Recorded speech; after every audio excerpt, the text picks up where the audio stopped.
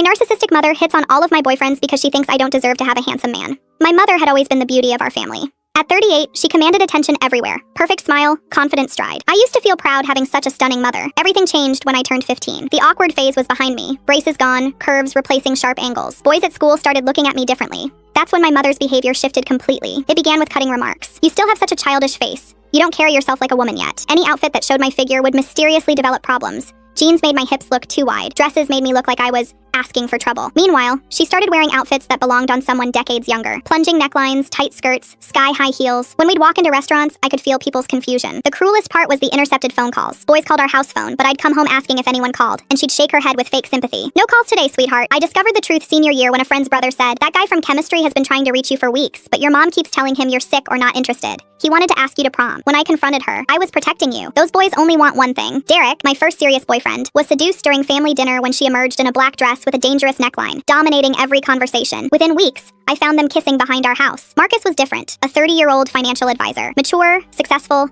treating me like a woman worth knowing. I kept him secret for months, but during Memorial Day, a cousin spotted us together. Within days, my mother tracked him down. She researched his LinkedIn, called his company pretending to be a delivery person to get his address, then convinced his doorman she was my sister. When I arrived at his apartment, I found her sitting on his couch in a dress I'd never seen. "I always get what I want, Liv," she said with that cruel laugh. "You should know that by now." 3 days later, Marcus broke up with me, saying he felt a special connection with my mother. I went to collect my things and found her unlocked phone with 3 weeks of text messages. She'd started with financial advice requests, then moved to personal topics, sending workout photos and evening gown shots. She'd painted herself as a sophisticated woman finally free to explore real connection. The most devastating message: "I feel more like a 25-year-old than a mother. You don't look like anyone's mother. You could be Sophia's older sister." When I confronted her with printed messages, she looked annoyed at being caught. Love doesn't choose age or family. If Derek and Marcus prefer my company, that says more about you than me. Something harder was born inside me that night. I stopped protecting my relationships and started fighting back. Every time she tried to seduce someone inappropriate, I was there with innocent comments about her age and role. When she flirted with college boys, I'd mention her chronic back problems or suggest she looked tired. When she wore inappropriate outfits, I'd loudly ask if she needed a sweater since she looked cold. At my cousin's graduation party,